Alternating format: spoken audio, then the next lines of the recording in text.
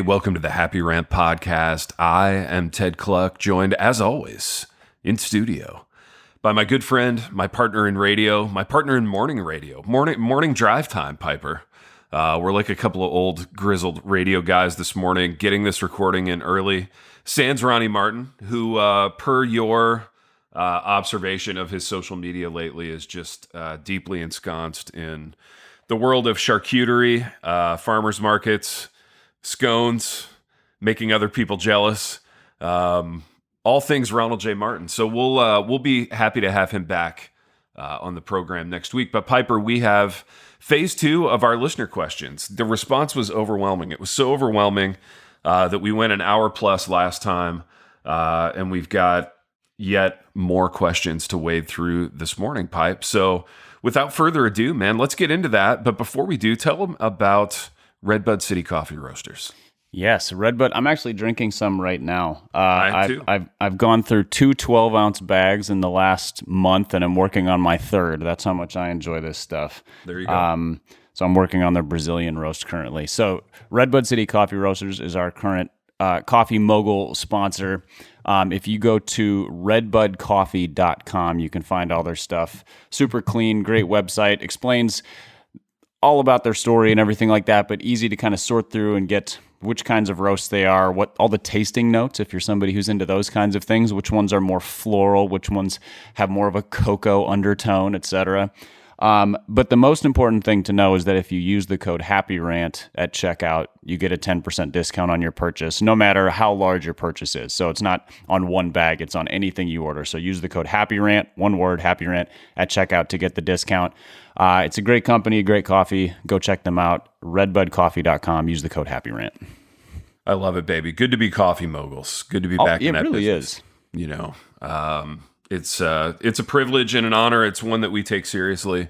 Also, we take seriously our listeners' questions, Piper, and you have curated these. So, are we doing sports today? Or are we doing sports in a dedicated third ep? We're going to do sports in a dedicated third ep, Okay. just because there were so many other questions, and those tend to resonate with the whole audience. Nice.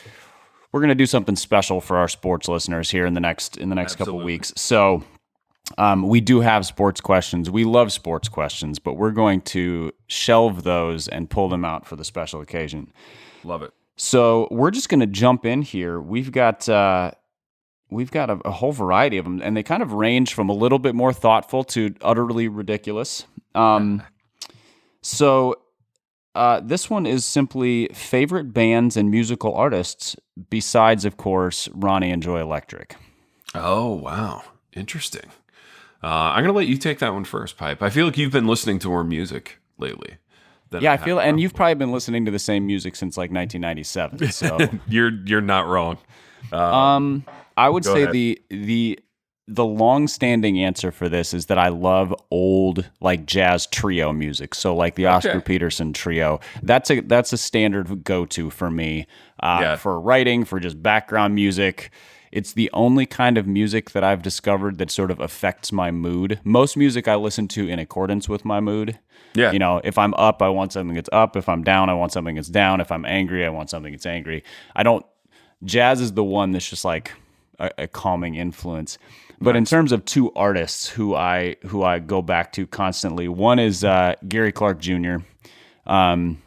He is a kind of a blues rock fusion musician. I don't know if you call that fusion. It's just very bluesy rock stuff. I think he's out of Austin, Texas. But he has one of the most amazing voices. Can kind of go from like channeling his inner Marvin Gaye on one side to like just a full on sort of rock rasp on the other. And he's an insane guitar player. So good. And the other is Jason Isbell, who's probably the best songwriter putting out music right now. And he's more on like the country rock side of things. And so, yeah, if you like sad songs, Jason Isbell is your guy. He's like the Enneagram 4's dream. Just songs about misery and heartbreak, Despair. And substance abuse and despair. And yeah, so wonderful stuff. Also a sneaky, amazing guitar player. I saw both those guys play within about a year of each other at the Ryman. Yeah. And that adds a whole element. It's like watching a baseball game at Wrigley or something. Like it creates the whole experience. But they would be on my short list of favorites. Live music concerts, Piper. Rest in peace. Yeah, do you remember that? That fun thing that we used to do in the past. Yeah, sure. it's gonna be like when our parents were like, I used to go to the store and buy a bag of candy for a dime, and that just seems Exactly. pretend. That's what live music will be for our kids. Absolutely. Speaking of our kids, Pipe, and I am going to get to this music question. My kid has been doing homework in my studio area in the home office, and I just realized the pen that he uses is nicer than any pen I've ever had in my entire life. This thing is amazing. It's like a Rolls Royce. Is it like a fountain pen or what? It's heavy. It's metal. Like it's got a good girth, a good gravitas to it. I don't know. I use whatever cheap drugstore pens I can get my hands on, whatever's close by. But my kid has put some thought into his pen game. So shout out to him. Well, I'm proud of him for picking up that habit early. I'm not a pen snob, but I am picky about pens, and there's only a couple that I will use with any frequency. So, but it was probably in my mid-20s before I really was like, nope. I need to have a certain kind of pen. So for him to do that in high school he's ahead of the game. That's a hobby I can get behind. I need to become a pen guy because there's no socio-political implications. No one can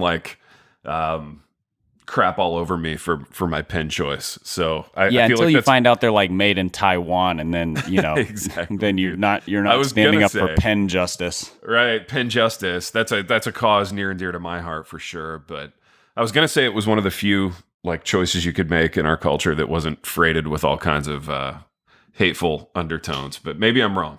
Pipe, I'm going to go in a different direction with this music thing, and I'm going to ask you, have you heard the new Taylor Swift record? Because I'm loving the collab that she did with Bon Iver. That is the whitest thing that has been said on this podcast since now, scones. See, you gotta play the race card, Pipe. You always gotta play the race card. Nobody likes Bon Iver, but pasty.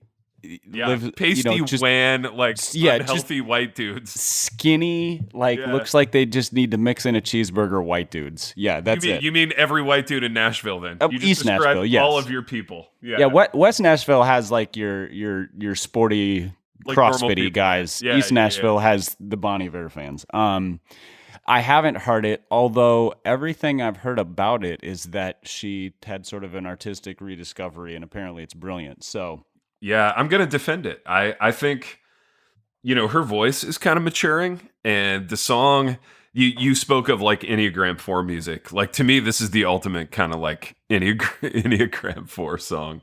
Gosh, I hate Enneagram 4s, and I am one. And I do hate myself. That's well documented on this program, so it's not a surprise to anybody. But enjoying the new Taylor Swift collab.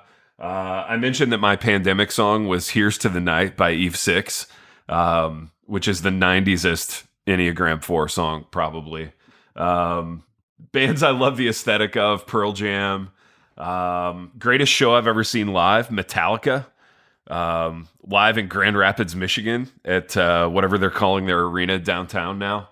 Oh, man. Yeah, it's Dutch Reformed Microbrew Arena or something like that. Yeah, Dutch Reformed Amway Microbrew Arena. Yeah, I don't know.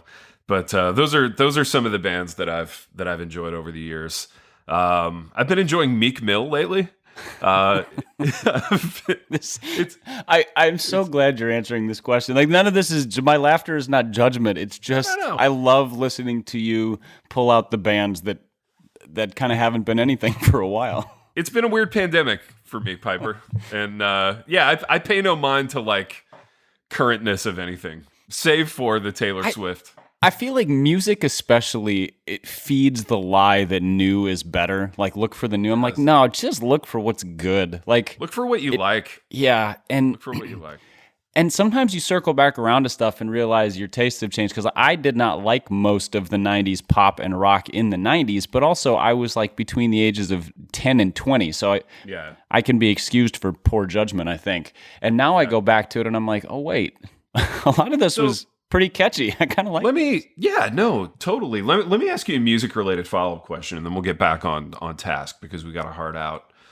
I feel like one of the things that's great about being an adult now is that no one cares what music you listen to, and there is no judgment, right? It's like, as a 44-year-old man, I'm completely irrelevant anyway, so like no one cares what I listen to. But I wondered, Pipe, if that's different in Nashville, because there's sort of a music quote unquote scene in Nashville. Are you a little more under the gun to listen to cool things in your metro area as opposed to mine? I think it depends on if you're in the music world. I mean, Nashville is a music world. You're 2 degrees of separation from somebody who's in the music industry all the time. Sure. But I think there's also a sense of kind of anything goes. And so, like, if you go, I know a couple guys who are, session guitarists, and so they're professional musicians. They play on albums. Their job is to go be the best guitar player in the room at any given time. Yeah. And you ask them what they listen to, they're not necessarily hunting down new music as much as studying the greats. So they're going to list guys who played guitars in the 50s, 60s, 70s, 80s, classic rock, 80s rock. And that's totally fine. Like, they don't need to be up on stuff. The people who are pretentious are like the Bon Iver, Juan, skinny, greasy-haired, fedora-wearing chumps who, every band they like just sounds like a string of words. Yeah. It's not even, it doesn't mean anything. It's just, everything is a little bit offbeat. And so they're the ones who are like, well, I haven't heard of them, but have you heard of so-and-so? And it just feels like a one-upmanship contest. Yeah. But I'd say that's a fairly small crowd. For the most part, you can just kind of like what you like. There you go, man. That's as it should be, for sure. Yeah, all right, Pipe, that was it. You can kind of look at certain people and go, I'm not talking to them about music. This is not going to go well. I feel like that was a really solid first question, in that it spurred on a lot of dialogue. We had a little digression into my son's pen stuff, but we came back strong on that music question, Pipe. What do we have next? All right, so this one, I forgot to list the name of the last person, and then I made it go away, so my apologies to the lady who sent that in. It really was a strong starting question on me for not giving you proper credit. So BJ Geronimo, which is a cool name, by the way, asks us, this year has been epic for the wrong reasons. Do you have a year that you'd like to live over again because it was just so good? Ooh, that's a great question. Dude, for me, this one's easy. 1985. 1985, I was 9 years old. Back to the Future came out. My favorite team, the Chicago Bears, won Super Bowl 20.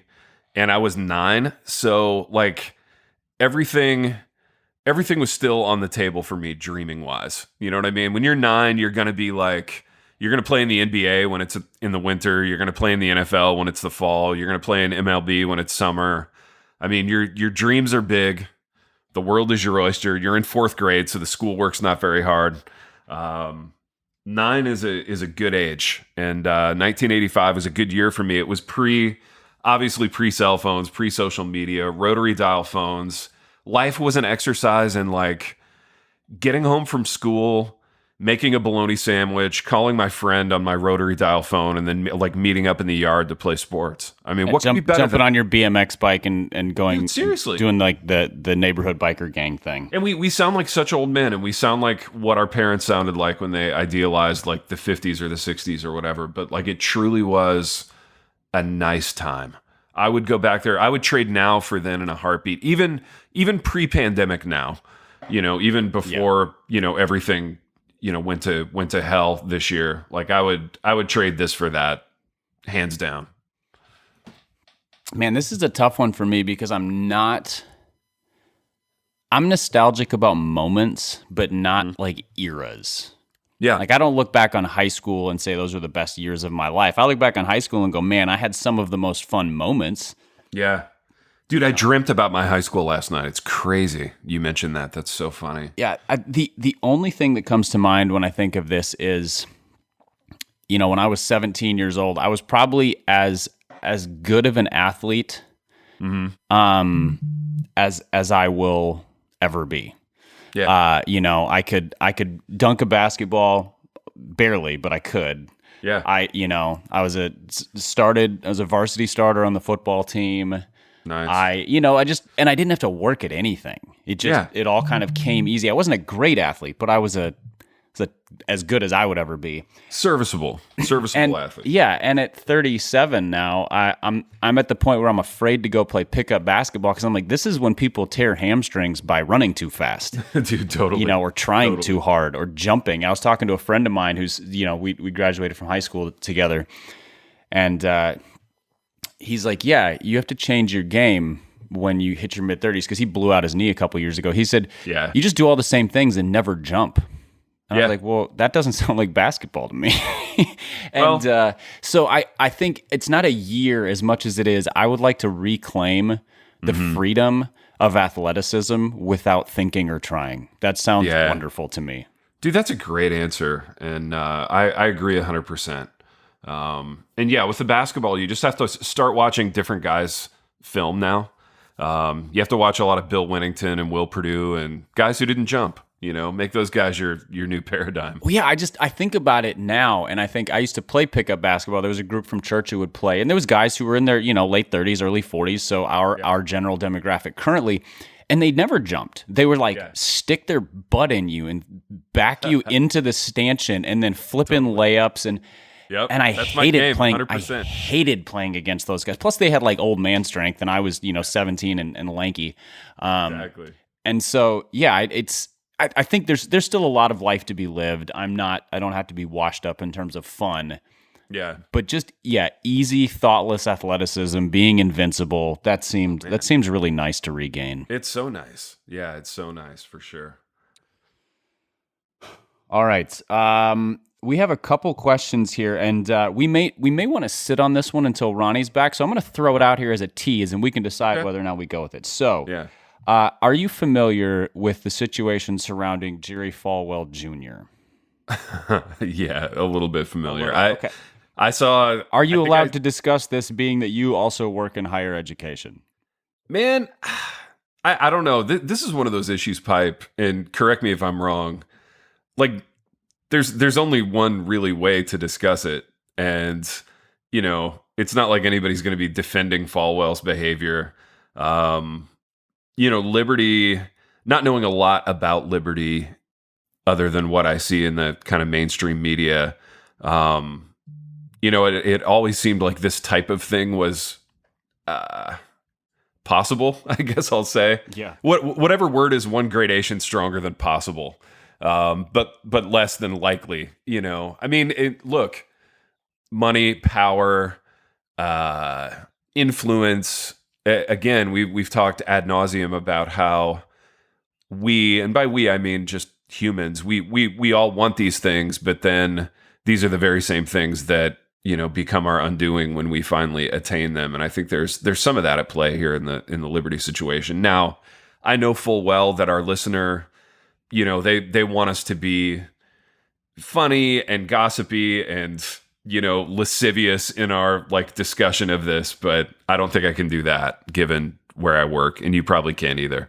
I think there are a billion jokes to be made because of the photo situations he put themselves in. For example, a follow-up question from somebody. So this first question comes from Kristen Bishop, and it just says, will Falwell Jr. be back? And then what is our favorite recipe for quote-unquote black water, which was what he claimed he was holding in his hand that looked a lot like a distilled beverage to those of us who are familiar with such things. So those are fair questions. The follow-up one was from somebody else who said, have you ever posted selfies with your zipper undone? Which, see, there we go. There's a joke to be made.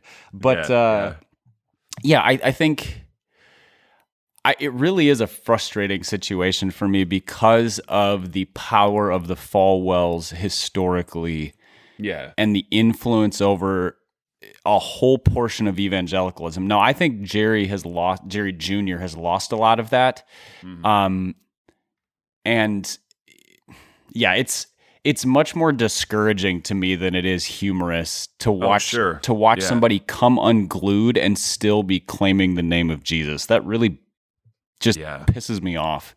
Yeah. And I don't get offended at the point of like, you know, like pearl clutching offensive, but yeah, it's pretty heinous. It really makes me is, angry. dude. And this is where I lean on. And again, we're becoming the NEF Downs podcast, the Enneagram 4 standpoint of, I just feel like the world has become like a godless hellscape, and come Lord Jesus. Like that's kind of where I'm at with. And all as of an it. Enneagram 8, I just want to fight somebody.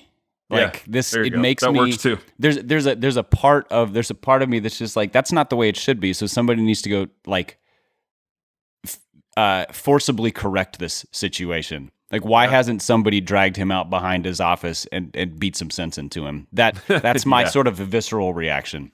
Yeah. No, And to answer the other question, I don't post selfies at all if possible. And I check to make sure my zipper's up before I go in any public situation or any photo op. So no, never done that. Also, never done the photos with arms around co-ed, any sort of Blackwater. I have some Blackwater recipes I enjoy, but they're not paying me to say what they are, so they don't get any sponsorship credit on here. So there you go. And you don't know anything about Blackwater. You work at a Baptist institution. Absolutely. All right.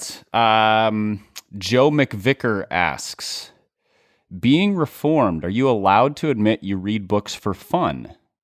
If so, what are a few of your favorite fiction books? And I will say to Joe, I really appreciate the way he asked this question, because it wasn't like, give me your top 10. It was just like, hey, throw out some titles that you enjoy, or authors, or whatever. So the open-endedness is great. Thank you, Joe. Yeah. Are we allowed to do anything for fun as Reformed? Yeah. Only if we can write a lengthy essay about the redemptive qualities of fun. Absolutely, dude. The fun has to be an academic exercise. Which, in fact, tees me up to promo my book releasing in October, which is called Hoping for Happiness, which is sort of about the redemptive aspects of fun. Actually, there you go, dude. True. But ultimate Reformed guy flex right there. It could be about that if I wanted to write a Reformed guy book. Instead, it's more like, it's okay to have fun, guys. There's a lot of that in there. But also you will resonate with the world sucks and is coming apart, so maybe your fun won't be ultimately happy. There we go. Yes, so a little something for everybody in that book. Yeah. Hoping for Happiness, coming out October 1st. You can pre-order it now wherever you buy books. Now, back to Joe's question. So I think for Reform guys, it either has to be... So the fun thing, whether it's a movie or a meal or whatever, it either has to be an academic exercise or it has to be like an aesthetic appreciation kind of thing, right? So you meet the Reform guys who are super into, I don't know, expensive cigars or expensive bourbon or whatever. And it's like, you know, I'm just enjoying God's good grace by... Or Bon Iver.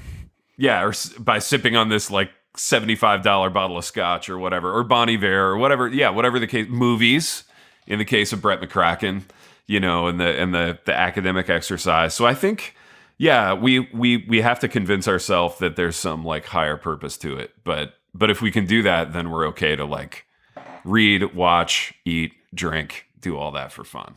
I think we. I don't know if puritanical is the right word, but we have so bought into the, and pardon me, pops, bought into the don't waste your fill in the blank mentality. Yeah, dude, your pops just launched that whole thing, man. Big time. Yeah, it's and that just means it's put us in a situation where we don't know what wasting means anymore exactly. Yeah, totally. We can't attach particular actions to greater purposes very cleanly, and so we just write off the particular actions. Well, that seems like it's too much fun. That might be a waste. Yeah. And I just feel like if that was the case, I mean, all of the verses in the Bible about wine making your heart glad and enjoying the wife of your youth, and you know, and then just look around at creation at, you know, the sheer expanse of beautiful, fun, creative things, the creative power of humans to put together stories and music and wonderful food and all these things. I think if God did not want us to revel in those things, he would not have created. I don't think that's a world of temptation. I think it's a world of good, which we then can idolize. Which is to say, have fun, y'all. Like, Right. go eat a burger and drink a beer or soda or coffee or whatever, and laugh with your friends and tell a joke and listen to songs and all that stuff. So I think Reformed people need permission to just have fun, and realizing that having fun is part of what makes God pleased with us. Like, I don't think he's waiting for us to get around to the meaningful stuff when we are enjoying ourselves. Yeah, no, I totally agree, man, 100%. So, what's one novel you've read recently that's been fun, Pipe? Oh, man. So I read one recently. It was recommended to me by somebody. As we were talking about Westerns and how much we enjoy Westerns and kind of tossing back and forth things that we enjoy. And he said, have you read one called The Sun by Philip Meyer? And I hadn't heard of it, so I went and got it. And it is, it's just brilliant. It's a brilliant book, and it's sort of looking at multiple generations of this family, but it alternates between them. So it starts in like the late 1800s, then it goes to like the 1920s or 30s, and then the 1990s, and kind of the different generations. Nice. And then it weaves the stories together because it kind of starts with blanks. How did we get here? What are these family mysteries? Nice. And Myers, he's a brilliant writer. So The Sun by Philip Myers, one that I just loved from a purely this is brilliant writing, and the storytelling was so good. Dude, I'm going to check that out. I need a good Western, dude. I've been in the mood for a Western. Lonesome Dove is another great one. I read that a while ago, but just in terms of fantastic writing and characters that some of them you absolutely love and some of them you absolutely hate. It's who's that? Larry McMurtry wrote that, I think. It's really good. Yeah, dude, I just bought a revolver. So did you? Oh yeah, man. Yeah. I've been enjoying it too. We're having fun with it. So I'm not like a huge gun guy, but I own a couple. And the I've always wanted a revolver, and it's a blast. So I need a Western novel to go with it. So I'll check out one of those for sure. What's next, Piper? Well, you didn't answer the question. What's something? Oh, yeah, that's right. Dude, so KK brought this novel home recently, and I've struggled to read during the pandemic. Not that I've forgotten how to read words or sentences, but I've had a hard time settling down to read and finish anything. But she brought this novel home a while ago called The Interestings. It's by a woman named Meg Wolitzer, and the premise is it's all these people that are our age now, but when they were kids, they went to this kind of snooty fine arts camp in the Northeast, the kind of fine arts camp where everybody is convinced that they're going to become the next whatever, the next filmmaker, the next great musician, whatever. And they're all kind of rich kids, and it follows them from this camp through their lives. And it really tells the story of what happens when you realize you're not exceptional. Right. Except there is one guy in their group who becomes exceptional. And in the world that the book creates, he becomes the guy who makes their equivalent of The Simpsons. Right. So this huge animated cartoon that just gets syndicated all over the place and becomes this huge deal. So kind of the dynamic that happens too when one of your friends gets ultra successful and everybody else kind of stays normal. It's fascinating, dude, because those dynamics are real in friend groups. And I think the dynamic of, growing up, being convinced that you're going to be amazing and then realizing that very few people are exceptional, it's a real thing, and it's a real kind of moment that most people walk through, I think. So good book called The Interestings, Meg Wolitzer, not at all Christian, obviously, but a really fascinating insight into the human experience. I love when authors can kind of put themselves in a scenario that they've created. So kind of world building, but also just sort of what if I was in this situation? What if I was a rich elitist who got sent to this camp and then found out that I was, an entirely average CPA or something like that? Exactly. There's a level of sort of human introspection and just kind of the brilliant creativity to recognize what other humans are feeling. So that sounds amazing. It was really good. Yeah, really, really good. All right, we get this question. The two people, Rachel S. and Sandy Garman, both asked the same question, more or less, and it was the origin story of the Happy Rant. And we've answered this on previous episodes. Usually it's at live events, which, again, may they rest in peace. It was a lot of fun when we could see humans, but that's not happening anymore. So I think we can give the quick flyover version of this. But so I'll start. You give the quick flyover because, you were here from day one, literal day one. With that. Literal day one. So in 2013, I think it was, I was writing and kind of partnering on a website with Stephen L. Trogi, who's a name you will have heard periodically come up on this podcast. Trogs, yes. So Ron's former neighbor. He runs and ran. Yeah, that's right. Former neighbor has now moved, I think, back to Florida. But he runs and ran a website called The Blazing Center, which this was back when blogs still mattered. So at the time, it was kind of him and his dad, and then he started bringing in other writers, and I was one of the ones. And so we did some stuff, and then he approached me and said, it seems like we have similar sensibilities, similar sense of humor. What if we sort of did some YouTube videos? I don't even know if they still exist on the internet. I haven't looked, where we just riff on stuff. And so he and I did that probably for about a month or a month and a half. So maybe 4-6 of these videos. And then we started getting feedback from people saying, why don't you guys do a podcast? The video, this will tell you that it was a different era. People were like, the video is it's kind of inconvenient. People would rather just listen. And so we talked about it. I'm like, that's a good idea, but we probably need a third person. And Stephen was like, oh, I know this guy named Ted. And I was familiar with Ted from a distance, but I don't think we had ever connected. No, we had never met, dude. Never interacted. Never connected. I think I might have emailed you when I worked at Moody about doing something with one of your maybe your adoption book. Yeah, maybe. But it was, that was just a purely business. I was a non-entity in your life at that point. Yeah. And so maybe you remember what that interaction looked like, Stephen asking you to do this thing. And I was just like, sure, whatever, I'll try it. What's the downside? So he reached out to you. This would have been maybe early 2014, late 2013, something like that. Yeah.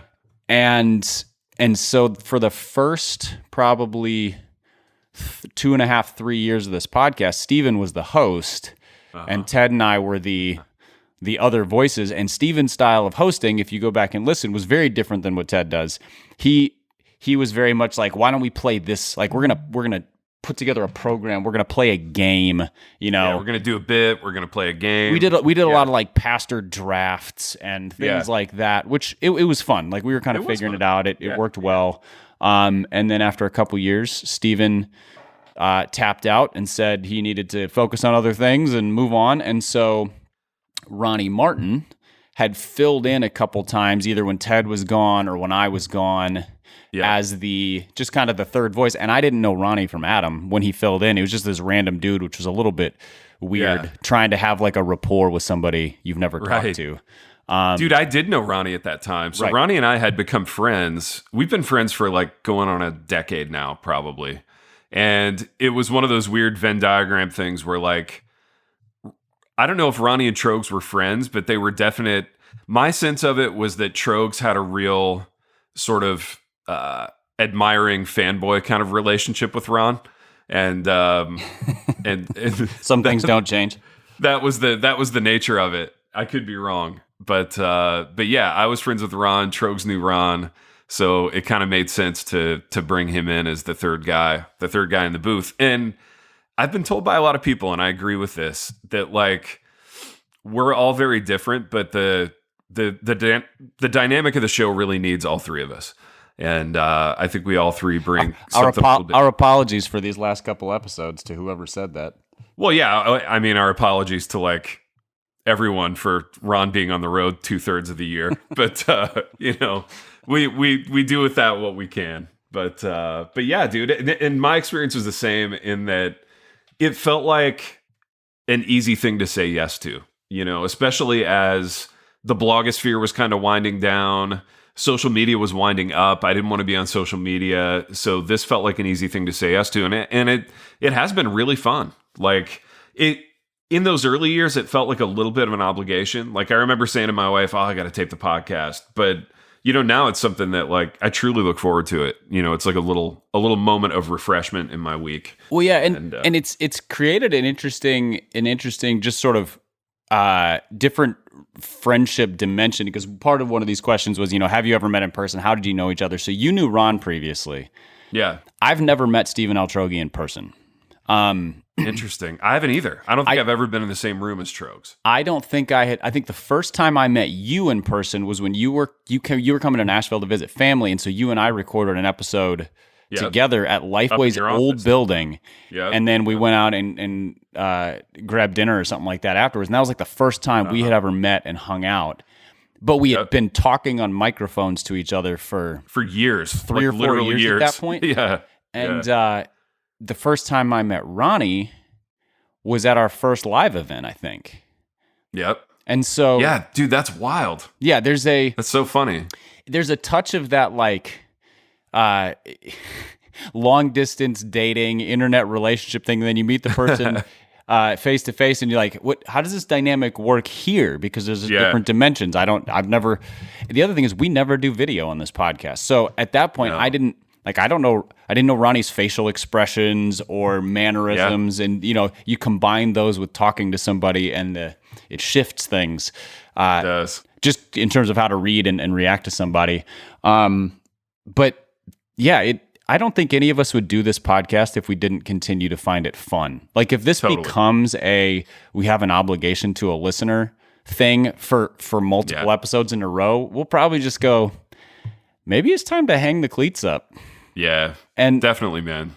And hopefully we're all on the same page when that moment comes. But really, it's been super surprising how people have responded. We had a growing listenership for a long time, and it's kind of plateaued. But I don't think that's because we've lost momentum as much as because there are 7 million other podcasts starting every week. Yeah, dude. Like literally everyone has a podcast. And I know that's a cliche thing to talk about, but it's really true. It feels a little bit like, not that there's competition, because people can subscribe to 80 podcasts at a time, but it feels a little bit like having arrived first and then just sort of fending off the others. And you're like, if we just stick this out, they're going to go away. As we learned recently, though, not naming any names, not all new podcasts are good podcasts.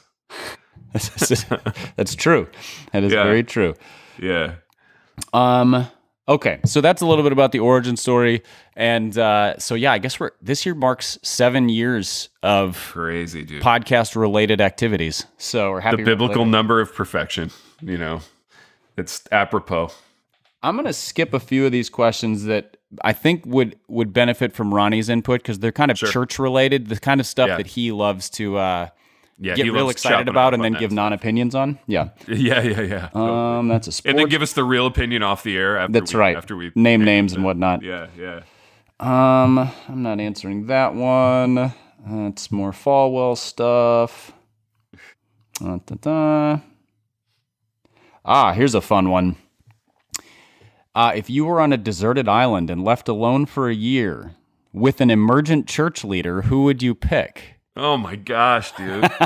I think the question is, who could we eat? Yeah, no doubt, man. Who could we eat? Who would feed us for the longest? Oh man, who would feed us for the longest? Probably Brian McLaren. Frankly, I don't know what any of these guys look like, except for Doug Padgett is very thin and has I feel like a lot of them are thin, Doug Padgett, dude, that's a name I haven't heard in 10 years. Is that guy still around? Is he still doing I think stuff? He's still doing the Solomon's Porch thing in Minneapolis. Wow. At least that's the last I heard. So, dude, he's probably loving life right now as Minneapolis kind of burns to the ground. And this is an emergent guy's like big moment, I'm guessing. You get to be finally on the quote unquote right side of all these things. This is amazing. Yeah, being on the right side of history and whatnot. I just found the question funny for its premise. I don't actually have hilarious. an answer. I don't have an answer. No, I mean, in some ways, it's impossible to come up with an answer because the answer is none of them. But yeah, that sounds. I mean, there are categories of people who might be worse to be stuck on an island with, but there's not a lengthy list of. I'd rather be stuck on an island with like an imam. Yeah, I'm gonna take a stab at this dude, and I'm gonna go pun completely intended. Yeah. I'm gonna say Rob Bell because he knows how to surf. I feel like that would come in handy on an island, for recreational purposes, but also you could lay with your belly on the surfboard and go out and maybe stab some fish. Oh, that's a good call. Thinking about it, I associate this guy with Emergent Church, although I think it's mostly just era related, not personal related. Yeah. Is it John Eldridge, the Wild at Heart guy? Wild at Heart guy. Yeah. Because I feel like that man knows how to dude, that guy make a fishing spear out of a tree branch, absolutely. and wrestle a grizzly bear. Not that there's a lot of grizzly bears on islands, but there's some survival skills. I think he would drive me nuts because he'd try to pep talk me every morning. But yeah, dude, you'd have to live through the pep talks and kind of nod and smile a lot. But then once he left the hut to go hunt down your dinner, you'd appreciate go make a water jug out of tree bark or something. I'd be like, man, I think this is a net gain. We're gonna survive. Yeah, and with Rob Bell, I feel like even though we don't agree on anything theologically, I feel like Rob Bell's he's kind of a find the common ground guy. So I feel like we could connect over a few things. I mean, we could talk about the Packers and Aaron Rodgers since he was responsible for Rodgers' apostasy, apparently. And I don't know, we could talk a little football and talk a little, we could get kind of academic about stuff. And I don't know. I feel like that could be a fun hang. Yeah, I agree. There's so many more good ones, but I'm going to end with this because we just have a couple minutes left before I have to roll. This is a premise that needs sussing out. And this is from, I don't actually know this person's name. It is El Burro. So he is the donkey. Good Spanish, Piper. Yep, solid. I know some occasional Spanish words. Here we go. I visited Elevation Church once and watched Furtick walk into the crowd, stand 6 inches away from my friend who was sitting down, who was visiting with me, and hold eye contact with him for a solid 30 seconds as he preached. Not a question, just a true story that I would love to hear sussed out. Wow. So I think the first question is, would you visit Elevation Church if you were ever in that, I think it's South Carolina, if you were ever in the area? Dude, see, I wouldn't because I'm not and I want to hear from you on this. As a vacation guy, I'm not it's Sunday and I'm on vacation, we got to find a church. I'm not that guy. I'm okay with not going to church on vacation or whatever, rather than just randomly finding some place to go and be an awkward visitor at. And B, I'm not a novelty church visitor. I've only ever done that one time, and I was on a trip with my buddy Scott from college. Shout out Scott House. And we, for some reason, on a whim, stopped by Bill Hybels' megachurch in Chicago. This was in the 90s. So Willow Creek, I know it well.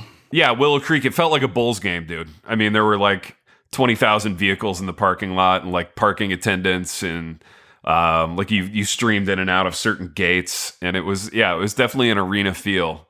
So that was the only time I've ever novelty visited a church. And I don't know that I would do it again. It was underwhelming. Yeah, so growing up, we got dragged to church on vacation because my parents were the we need to attend church and it sucked. Yeah. I hated it so much. Oh yeah. Some random Lutheran church in Cambridge, Isani, Minnesota or whatever. Yeah. That kind of thing. So yeah, I'm generally vacationing can include also not attending church. No offense to people, but also I can live stream the service from the church that I actually am committed to and sort of maintain some connection there, and that works well. I don't know that I would visit. I also have grown in maturity to realize that hate watching church seems like a really bad idea. So the only reason I would visit that church is out of skepticism, cynicism, and for podcast fodder, which is to get material for the show. Not a great reason to visit a church. Right. It's a great reason to go a concert or a movie or whatever, not so much a church. I would even put conferences on the okay list, but yeah. All right, second question. hypothetically, say a good friend of yours was like, hey, come with me. And you were like, fine, I will acquiesce and I will attend. Yeah. And then Furtick stood 6 inches in front of you, locked eyes with you, and preached in his, I don't know what the word is, very expressive and dramatic manner at you, Ted Kluck. How would you respond? How would you feel? What would your reaction be? Okay. So, speaking of Westerns, remember that scene in Tombstone where they're at the OK Corral and like they're staring each other down. They've all got their pistols drawn, and Doc Holliday is staring at like Johnny Ringo, and he winks at him. Yes. And then everybody starts firing. Like that's the inciting incident. That's the thing that kicks off like the gunfight. I think that's probably what I would do with Furtick. Also, I don't wink at him and shoot him. Wink at him and shoot him. Not shoot him, for the record. Like that'll get taken out of context for sure. But no, I would. I don't think Piper. Here's the thing. I don't think I could keep a straight face. Like if another grown man got that close to me and was like half rap sing-songing me for minutes at a time, I just think I would lose it. And I would laugh and smile, and I would look at my buddy and I would be like, what's going on? Yeah, what is happening? This is so funny. I'd probably smile and or start laughing and or wink at him a la Doc Holliday. Yeah, I think I would freeze because every reaction that came to mind would be problematic. The other thing is if I was sitting down and he was standing up, we'd be about the same height. So it would genuinely be like eye to eye. And that would, I'm not a giant. I'm 6'2". I think you're about the same height, 6'2", 6'3". So yeah, both of us would be like looking him square in the eye. Yeah, I think winking, possibly licking your lips suggestively just to see if you could throw him off his game. Or just, playing to the camera a little bit. Exactly. Or just like giving him a big hug, If he gets that, I feel like if somebody enters your personal space, they either want to fight or they want to hug. So that would ruin whatever shirt you're wearing, though. There'd be a lot of residue and a lot of body spray and a lot of hair wax and and odoriferous things. So if you're okay with losing the shirt, then you could give him a hug. Yeah, I feel like it would probably smell like the general aura of smoke machines and things like that anyway. So it smelled like Night at the Roxbury. Whatever that smells like. Oh, I can smell it from here. Yeah, Exactly. that's a whole blend. Listeners did send in a lot of other questions, so we'll just hold them and maybe we can do more in the future. We have the sports ones that we're going to do another episode on, but I think that's it for today though. I think we've used our time and we've covered a variety here. Dude, shout out to our listeners for amazing questions. These are thoughtful people. And even if the number has plateaued a little bit, I feel like we have quality and we have quantity. I mean, to be fair, we have both. It's still grown a little bit the last few months. It's just, for a while it was like month over month massive growth. We've not seen that, which also means listeners, go give us a rating and review, which we haven't asked 5 for stars. Forever. 5-star reviews. And share this, tell your friends, invite people to listen with you. In a time of isolation, it can be a shared communal experience where you listen and then discuss via Zoom or something. So make the most of it. Yeah, good word, Pipe. Good word to the listeners there for the 5-star. Well, we have done what we always do in this program, Piper. We've wandered to and fro throughout some amazing listener questions, and until next time. The Happy Rant is brought to you by Resonate Recordings. If you go to resonaterecordings.com, you can see the full range of services they offer. So if you're considering starting a podcast, they are the ones we recommend going with. Again, go to resonaterecordings.com to see their prices, to connect with them and ask any questions, and to see what they can do to help you launch, edit, master, and improve your podcast. Again, go to resonaterecordings.com to see what they can do to help you launch and improve your podcast.